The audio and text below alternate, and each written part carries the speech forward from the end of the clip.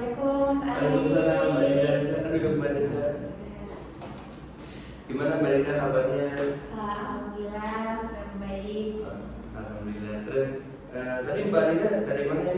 Dari kosan. Oh dari mana? Ya. Oke. Tadi naik apa Mbak kesini Mbak? Naik ojek online. Oh naik ojek online. Terus tadi udah sempat makan belum ya? Kan kita nanti mau ngobrol-ngobrol banyak nih. Udah sarapan. Alhamdulillah. Terus Mbak habis dari sini nanti kegiatannya mau ada rencana mau kemana gitu atau? Kegiatannya soalnya mau pergi sama teman. Mau pergi sama teman. Ya. Oke. Terus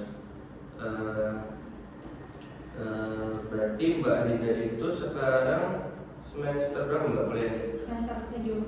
Oh, berarti ini ya, ambil skripsian? Iya, baru mulai skripsi.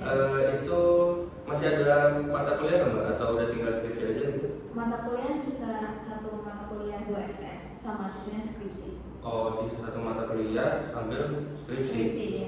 Berarti, kos Mbak itu daerah mana ya?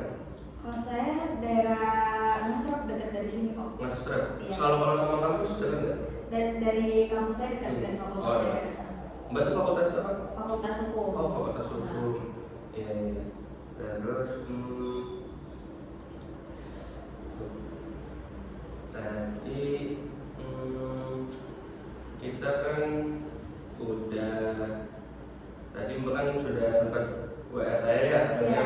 kesini mau cerita-cerita banyak gitu kan. Iya. Tapi ya kan kita enak-enak ngobrol-ngobrol dulu biar Mbaknya juga nyantai habis perjalanan jauh tadi kan. Mbak kesibukannya akhir-akhir ini apa? Kesibukannya karena udah semester akhir, jadi kan udah nggak ikut organisasi. Jadi paling cuma fokus nyusun skripsi aja karena udah nggak ada matkul juga, itu doang sih.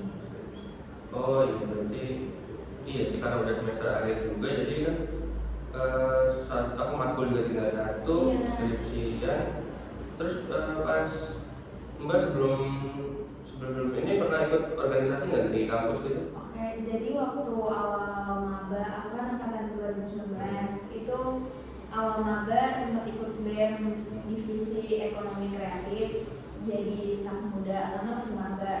Terus tahun kepengurusan, terus pas tahun kedua kuliah ikut ini senat mahasiswa jadi staf ahli komisi 2.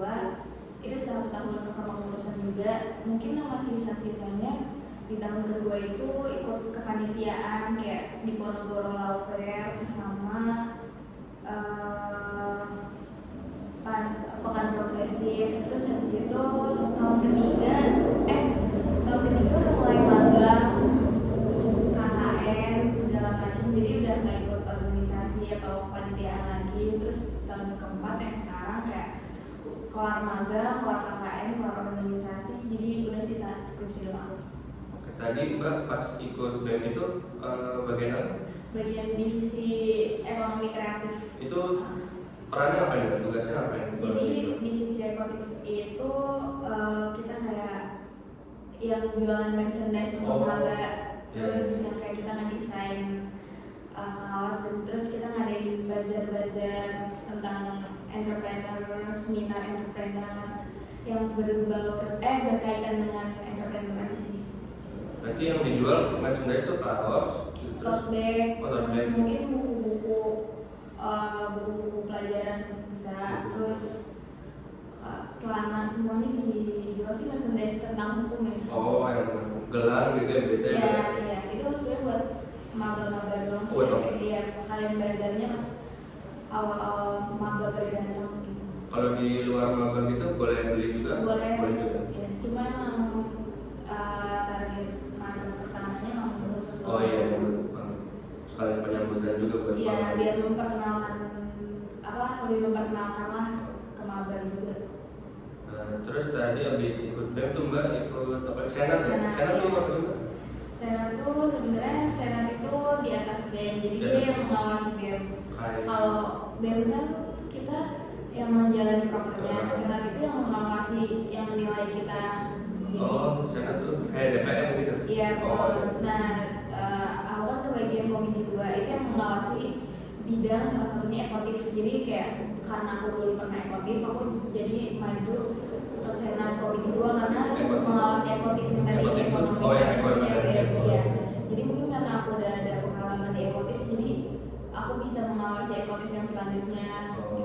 Mengawasi setiap program mereka gitu. Karena mbaknya udah pernah di bidang ekotif pas di jadi kementerian, jadi mbak paham nanti apa yang perlu diawasi gitu ya. Terus tadi habis ikut senat juga ikut apa lagi? Oh, panitia. Lawfare itu yang kayak gimana? Kayak sebenarnya itu seminar yang tentang delegasi, tapi aku bagian LO juri, jadi kayak mengatur apa ya, ngasih materi ke juri, ngasih penilaian dari juri ke delegasi yang kayak gitu. Berarti kayak seminar gitu ya? Iya. Terus KKN ya? Magang sama KKN? Iya, itu semester berapa? Itu semester magang itu semester 5, KKN semester 6 kemarin. Semester 5 magang di mana? Magang di DPRD. DPRD Ya, di Pahlawan? Di Jalan Pahlawan? Di yang samping Polda. Itu magang di situ. Ya, Selama berapa? 1 bulan. 1 bulan? Nah. Terus KKN, habis itu KKN? KKN 45 hari kalau nggak salah. Itu di Cirebon. Oh, di Cirebon? Ya, di Oh, yang orang Cirebon ya? Iya, di kota asal. KKN 45 hari ya? Lama juga lumayan. Itu kegiatan ngapain aja pas KKN? Prokernya gitu? Jadi sebenarnya prokernya kan udah ditentuin dari universitas. Ada 2 tema kan, kalau nggak salah yang pertama itu tentang stunting. Pokoknya 2 tema itu stunting sama narkoba. Kita tinggal gimana caranya mau dibikin apa tentang tema ini. Terus kemarin kebetulan untuk stunting sama narkoba, untuk stuntingnya kita membuat makanan-makanan yang emang khusus anak-anak stunting, dan terus ngadain seminarnya buat ibu-ibu PKK terutama karena mereka kan yang lebih turun langsung ke anak-anak. Terus untuk yang narkobanya kita ngadain seminar juga, tapi kita mengundang pembicaranya dari IBNN Kota Cirebon juga. Terus sama ada satu lagi proker jadi dari jurusan masing-masing. Oh, yang campur ya? Bukan dari Itu sosialisasi aja sih, kayak mengenai pentingnya. Aku tuh kemarin mengenai pentingnya identitas diri, kayak KTP, SIM, STNK gitu. Karena warga desa masih yang punya itu sih. Jadi 45 hari persiapan proker, karena kan 3 proker, jadi kayak persiapan pengenalan lebih dekat sama warga desanya gitu.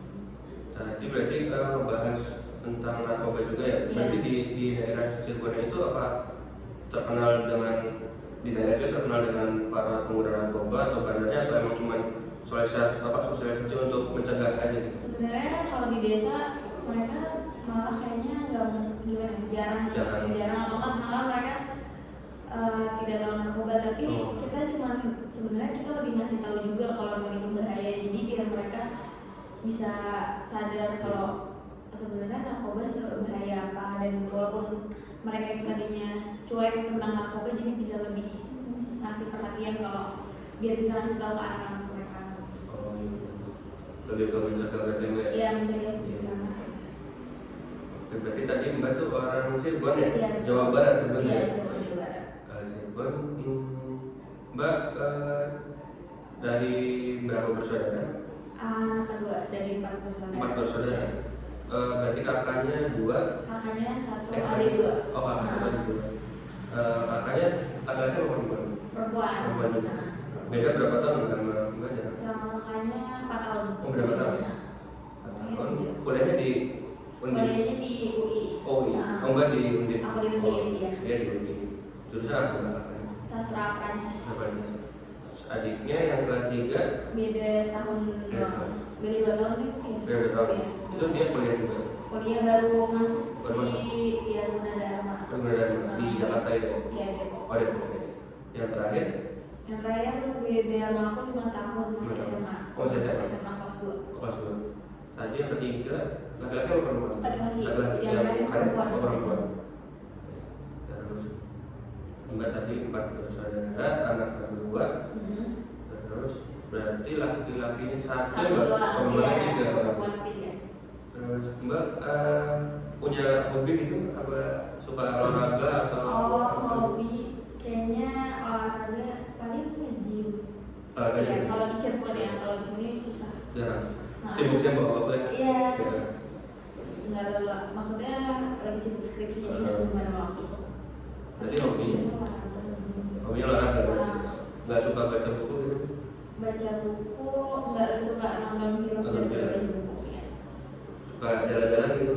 Jalan-jalan suka sih sama teman.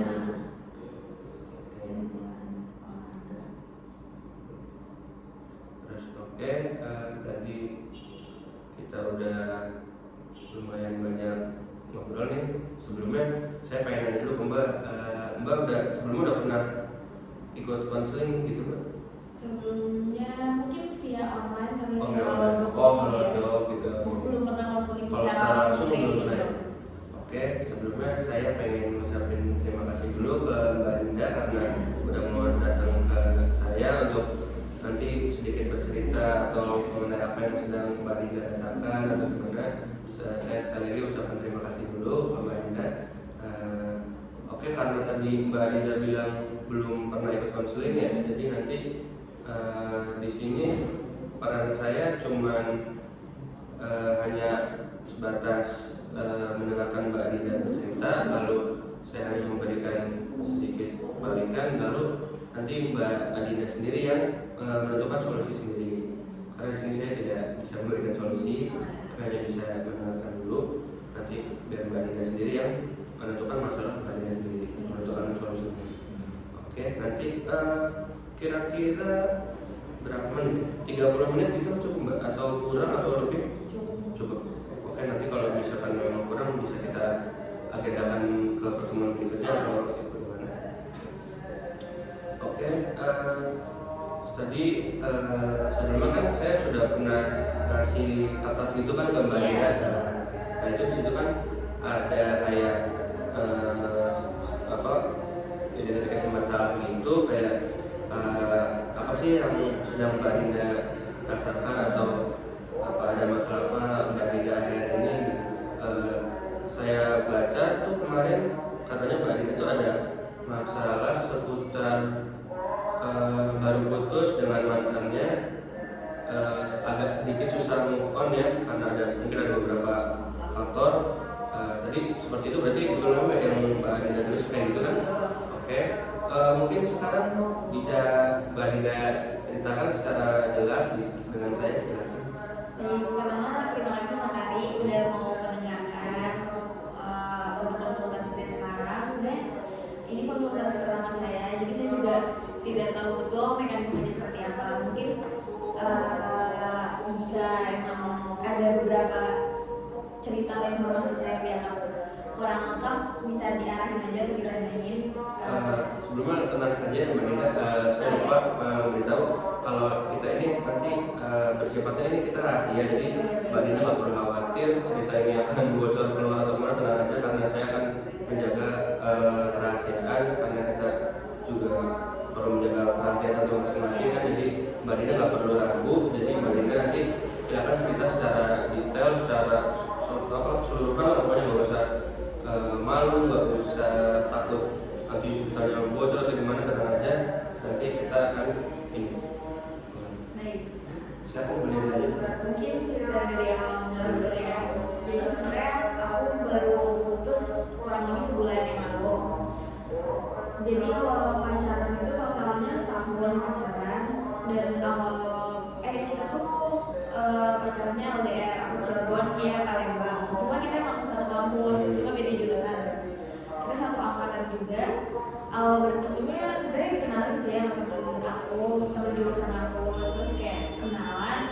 Habis itu kita sama-sama ada agenda ke Semarang. Akhirnya kita ketemu di Semarang, terus dari situ udah pacaran mulai di situ. Setahun yang lalu bulan September. Terus udah mulai pacaran dan di situ kan karena masih online ya kuliahnya, jadi kayak itu aku paling sebulan sekali doang ke Semarang dan dia juga nggak setiap bulan ada di Semarang, jadi kayak kita janjian setiap berapa bulan sekali ketemuan di Semarang. Awal-awal tuh masih belum LDR karena emang belum ada kesibukan, jadi kayak masih bisa ketemu di Semarang.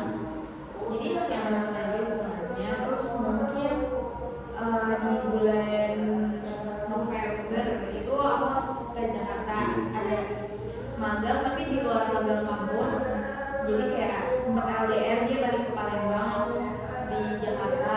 Sebenarnya waktu LDR gimana, jadi mungkin karena sebelum LDR kita selalu bareng ngelakuin semua hal bareng, karena di sini kan sama-sama ngekos sendiri gak ada orang tua, jadi kayak pasti kita ngelakuin apa bareng, kayak makan, terus mau beli kebutuhan apa juga pasti temenin sama dia gitu. Terus kayak pas LDR yang aku di Jakarta di Palembang itu sebenarnya gak ada permasalahan, kita juga mungkin karena udah terbiasa bareng, jadi kita sampai selalu video call tiap hari gitu, kayak sampai sleep call malam-malam gitu lah. Terus kayak walaupun kita jauh tapi dia masih masih ngasih afeksi, kayak entah itu bukuin tiap hari, masih ada lah walaupun yang jauh kan, tapi kayak masih ada sosoknya aja gitu. Terus Desember aku udah kelar magang, kita sama-sama ketemu lagi di Semarang sampai Januari. Akhirnya bulan Februari sampai Maret aku magang yang di DPRD gitu. Itu kan aku full di Semarang sebulan, dia juga di sini karena dia waktu itu ada kerjaan juga di sini. Jadi yang kayak emang udah bener-bener dari awal pacaran sampai pertengahan tuh bareng mulu.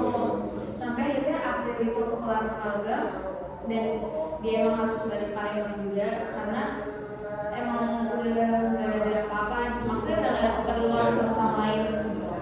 Dan belum offline juga, jadi kayak mulai tuh LDR di situ bulan April sampai Agustus, April, Mei, Juni, Agustus, 5 bulan 6 bulanan kita LDR. Itu benar-benar gak ketemu karena LDR Cirebon Palembang yang kayak cuma teleponan gitu. Tapi kan kayak mungkin awal-awal masih intens teleponan segala macam, terus lama-lama kayak aku juga ada kesibukan, dia juga ada. Terus waktu itu dia magang di Palembang, jadi kayak mungkin dia magang, aku nggak ngapa-ngapain, lagi nggak ada kesibukan. Terus saat dia kelar magang, aku lagi KKN pas banget.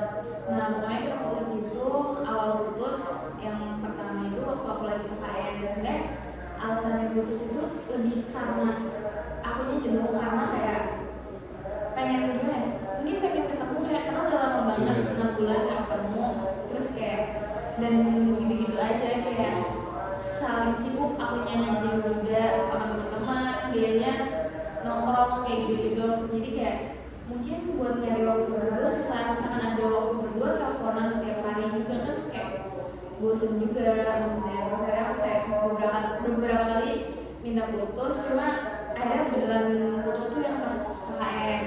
Di situ sempat nangis pastilah, karena kan kayak lagi KKN juga struggle. Terus ada di titik nggak langsung makan, itu tuh berat banget, turun 4 kilo setelah putus, karena kayak 3 hari kayak nggak pengen makan gitu. Terus kayak di satu sisi KKN lagi capek banget karena emang KKN-nya offline nggak langsung.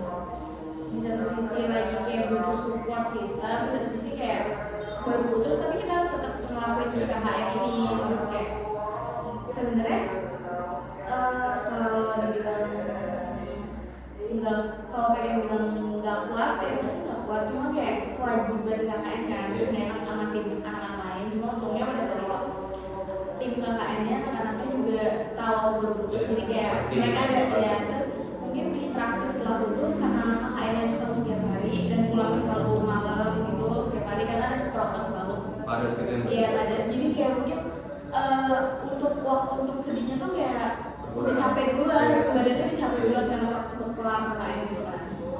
Kayak jadi nggak, mungkin sedihnya tuh lebih ketunda gitu loh, karena kayak udah langsung sibuk sendiri. Tapi waktu saat itu masih beberapa kali berhubungan, maksudnya kayak chatan, telepon, tapi kayak nggak seintens setiap hari gitu. Terus sampai di titik ternyata September itu udah harus offline ke Semarang. Pas udah sama-sama di Semarang tuh sempat balikan, karena mungkin udah ketemu ya, balikan. Tapi itu nggak bertahan lama, cuma sebulan doang. Akhirnya Oktober kemarin putus, yang benar-benar putus. Mungkin karena memang ada beberapa hal yang kayak udah mulai cocok. Mungkin kalau udah kayak toxic kali, kalau udah dilanjutin kayak udah nggak bisa, terus kayak emang nggak bikin satu sama lain grow aja.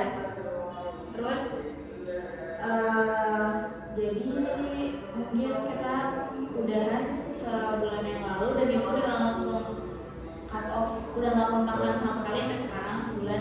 Mungkin yang masih bikin ngeganjilnya itu karena putusnya pertama masih lewat chat, maksudnya nggak perlu langsung.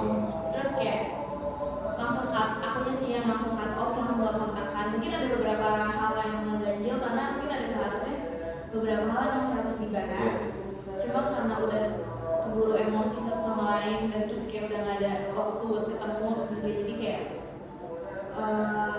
harus selesai aja tanpa kejelasan yang lebih lanjut gitu.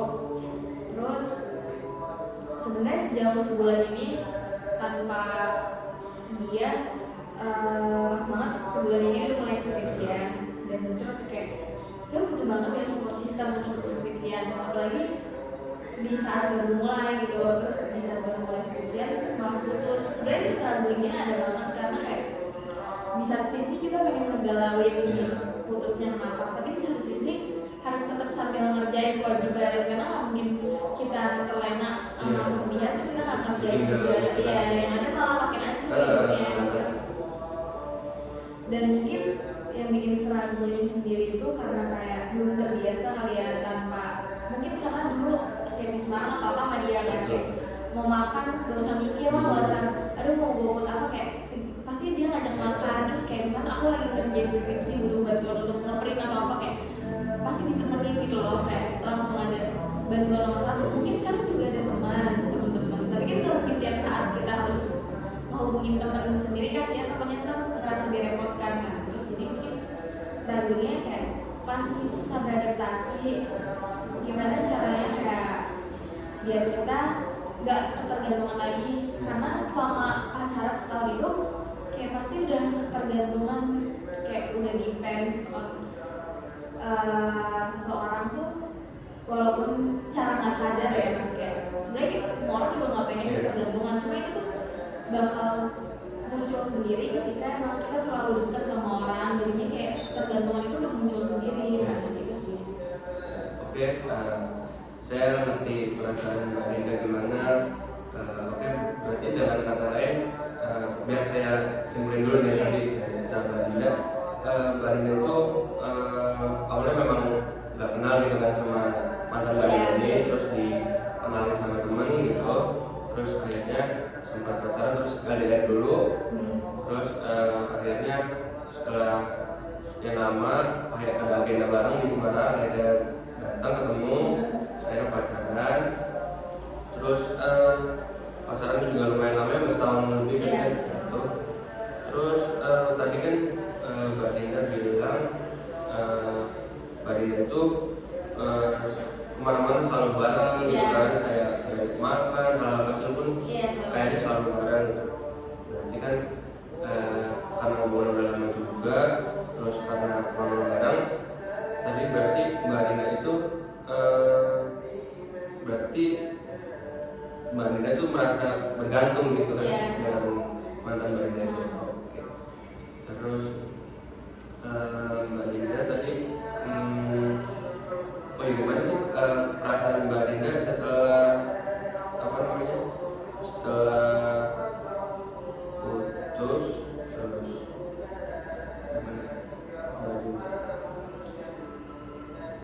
berarti setelah setahun ini Mbak Dinda berarti kan udah putus kan? Berarti dari apa yang tadi Mbak Dinda ceritakan itu ya, apa sih yang Mbak Dinda butuhkan saat ini gitu? Mungkin yang dibutuhkan saat ini lebih bisa ngelakuin semuanya sendiri, lebih bisa mandiri. Terus kayak yang dibutuhin kedepannya biar nggak tergantung even sama orang tua sama temen juga, kayaknya kita nggak boleh tergantungan itu. Jadi kayak yang dibutuhin mungkin kayak lebih keberanian diri buat ngelakuin hal-hal yang lain itu sendiri juga bisa kita lakuin.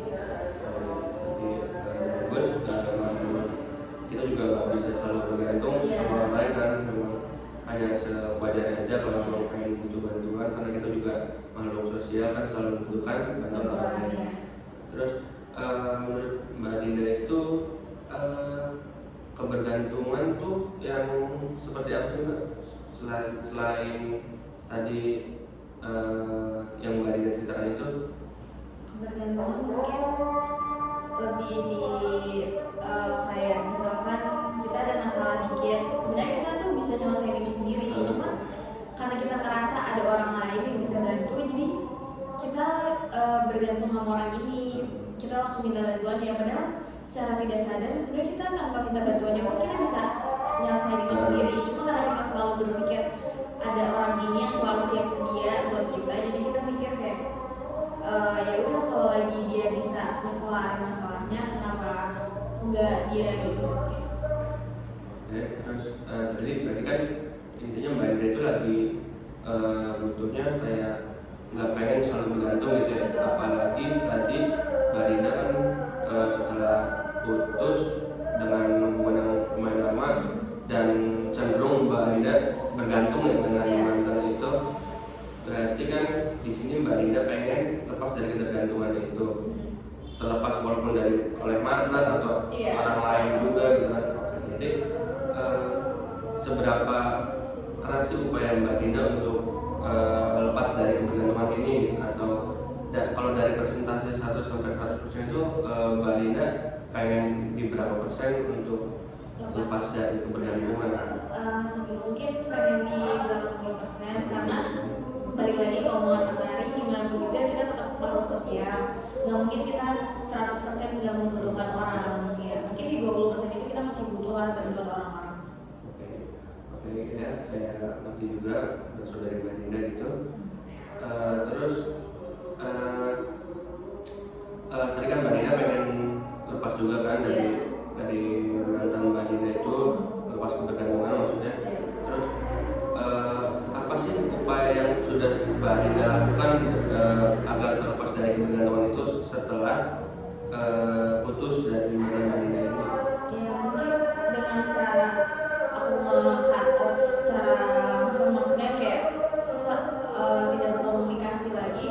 Sebenarnya itu salah satu cara, karena kalau aku masih berkomunikasi lagi pasti kayak gimana pun juga aku masih bisa minta tolong orang gitu ya. Mungkin dengan cara hal-hal yang kayak aku bisa lakuin, mungkin aku baru awal skripsi, aku mikir aku selalu butuh support system mungkin, tapi aku lebih bersyukur aja dengan adanya masih ada teman-teman keluarga yang masih support, yang aku rasa kayak yaudah itu udah cukup, kita nggak perlu minta support dari orang lain yang lebih. Terus dalam misalkan kegiatan sehari-hari untuk makan, kerjaan tugas atau yang lainnya yang kayak masih kita bisa kerjain sendiri dan apa ya, tanpa orang lain gitu, kayak ya udah laksanain aja. Cuma kalau emang lagi di titik benar-benar merasa sepi atau butuh orang, paling bisa langsung ke keluarga atau ke teman sih.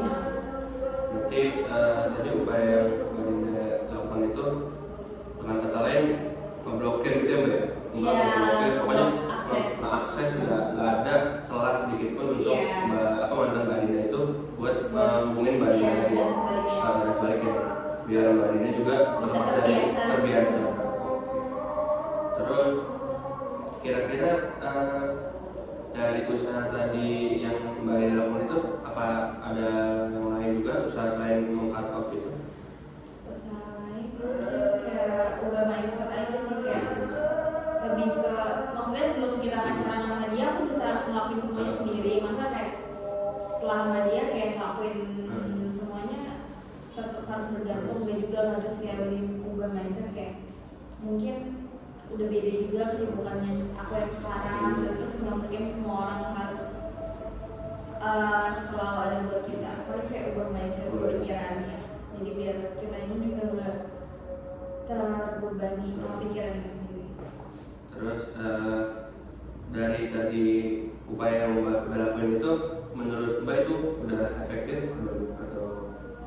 Karena masih proses kali ya, jadi belum dirasa efektif. Sepenuhnya juga belum mungkin, karena mungkin ada beberapa kayak di satu sisi yang aku masih butuh dari dia, tapi kayak jadinya mintanya ke temen aku. Sebenarnya nggak boleh juga kayak selalu merepotkan orang lain juga kan. Sebenarnya aku pengennya kayak benar-benar totally bisa sendiri gitu loh. Mungkin kalau dia rasa efektif belum kali ya, maksudnya belum sempat punya efektif karena masih berjalan juga. Terus tadi Mbak dirasa belum efektif, belum sepenuhnya efektif ya. Oke. Terus Mbak kira-kira siap nggak menerima konsekuensinya kalau emang Mbak itu meng-cut off semua akses gitu, dan siap untuk merubah mindset juga gitu kan? Itu Mbak kira-kira udah siap menerima konsekuensinya? Dan mungkin kan nanti nggak mungkin langsung berjalan lancar gitu aja kan, kayak seperti itu. Pasti nanti ada hambatan lain atau ada kenangan-kenangan yang mungkin nanti bisa mengubah itu. Mbak, kita apakah Mbak udah siap? Sebenarnya kalau dibilang siap udah pasti nggak mungkin ada orang yang siap dengan konsekuensi itu. Cuma kayak konsekuensinya kan selama sebulan ini pasti udah berjalan kan. Kayak ada beberapa saat yang kayak adalah pikiran pengen nge-unblock atau nge-chat kayak sekedar buat ngeluarin. Cuma balik lagi ke yang mindset awal, kayak gimana pun caranya, gimana pun konsekuensinya, tetap rulesnya nggak boleh nggak boleh kita hubungin duluan, dan nggak boleh kita buat nge-reach duluan. Jadi kayak tetap balik lagi sih, walaupun konsekuensinya udah siap diterima, cuma ya gimana kuat-kuatnya kita aja sih, nggak perlu dulu.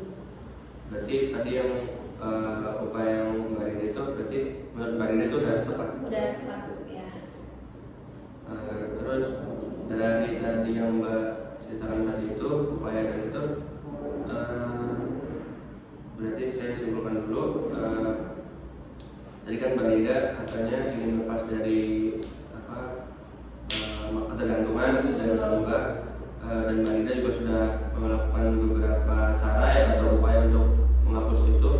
Yang pertama itu tadi Mbak Rina meng-cut off semua akses, tidak ada celah dari mantan Mbak Rina dan sebaliknya juga. Lalu terus Mbak Rina juga untuk mencoba mengubah mindset, karena sebelum mengenal mantan Mbak Rina itu Mbak Rina juga terbiasa sendiri kan gitu. Tapi dengan kehadirannya mantan Mbak Rina ini membuat Mbak Rina juga jadi terbiasa bareng terus, terbiasa apa-apa sama dia gitu. Oke, dan lantas terus dari upaya dari Mbak Rina lakukan tadi kan Mbak juga nyebutin kurang efektif, belum sepenuhnya efektif gitu kan. Terus kira-kira Mbak Rina punya rencana apa untuk kedepannya untuk agar rasa kebergantungan Mbak Rina ini hilang secara keseluruhan gitu, atau Mbak ada rencana apa, planning apa kedepannya? Mungkin kedepannya lebih ke hati-hati kalau misalnya memang kita ketemu pacar selanjutnya, atau mungkin ketemu teman baru atau gimana, lebih kayak mengurangi aja sih rasa gimana caranya kalau hal yang masih kita bisa lakukan sendiri, yaudah kita lakuin sendiri.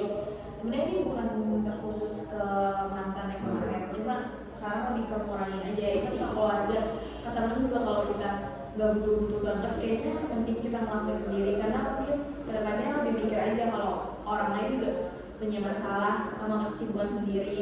Jadi bukan kita doang, jadi gak selalu setiap orang harus ada buat kita gitu. Mungkin lebih ke ubah pola pikir lagi. Terus kalau ketemu orang, ya sebisa mungkin kita gak tergantung lagi ke orang-orang yang baru gitu, dan orang-orang yang lama. Apakah Mbak udah siap dengan tadi yang Mbak tadi? Ya mungkin udah siap, saya juga jalannya waktu itu. Bisa langsung segera dilaksanakan juga ya Mbak?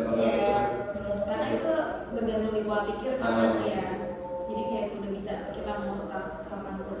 Simple juga ya, itu udah penting kan, caranya kan mudah juga kan, sederhana. Iya, bukan yang kayak kita harus ngapain. Itu kan bisa dilakukan dengan segera, bisa langsung kapanpun, fleksibel gitu ya. Oke, terus saya sekali lagi mengucapkan terima kasih ya Mbak ya, karena Mbak Dinda udah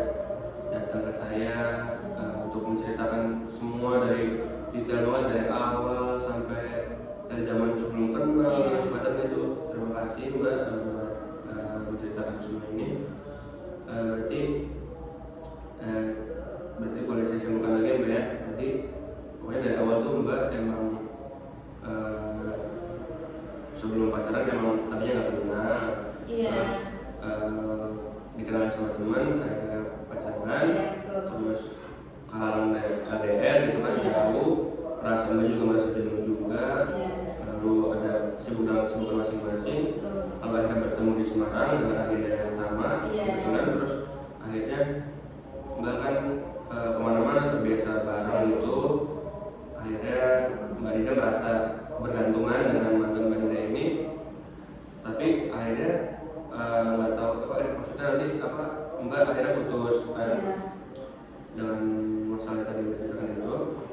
Lalu Mbak kan ingin mengubah itu tadi kan menghilangkan rasa bergantungan dengan mantan Mbak ini.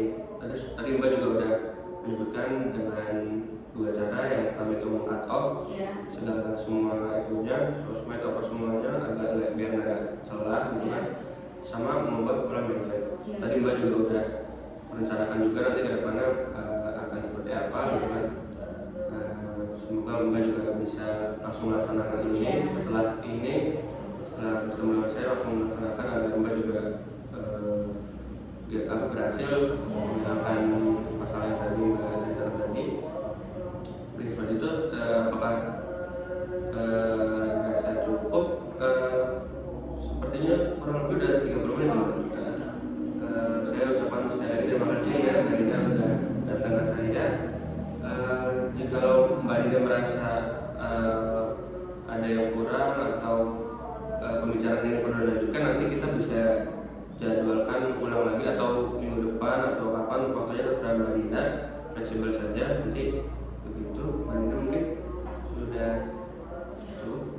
Aku juga mau terima kasih banyak buat Mas Ari karena sudah mau mendengarkan keluh kesah aku serta kayak menerima keluh kesah aku, solusi aku dari semua permasalahan dan tidak menjudge apapun itu ngebantu banget. Makasih banget. Mungkin emang sebagian orang butuh didengarkan juga seperti ini. Jadi